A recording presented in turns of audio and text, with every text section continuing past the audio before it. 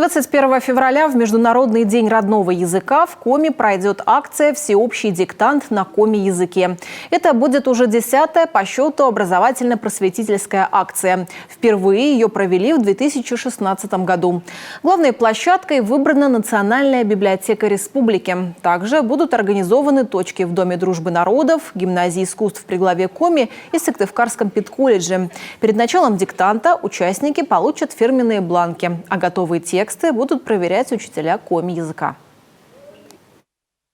В 2021 году ООН объявила Международное десятилетие языков коренных народов, Генеральная ассамблея ООН объявила, и наша республика активно к этому присоединилась.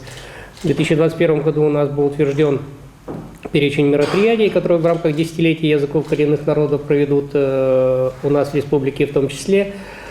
Мероприятий там 50 ровным счетом, часть из них на сегодняшний день уже реализована, часть мероприятий так называемых долговременных, которые ежегодно какие-то мероприятия реализуются, длящиеся мероприятия.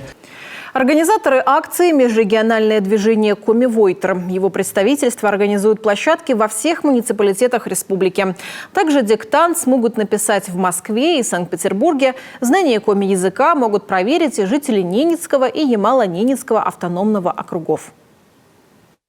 Данная образовательная акция призвана популяризировать коми-язык и повысить письменную грамотность наших граждан. Для тех, кто не сможет посетить площадки, организуют видеодиктант. Текст будет читать победитель прошлогоднего муниципального конкурса «Лучший учитель коми-языка». Результаты работ опубликуют на странице Коми-Войтер в социальной сети ВКонтакте. Все участники получат сертификаты с оценкой уровня знаний коми-языка.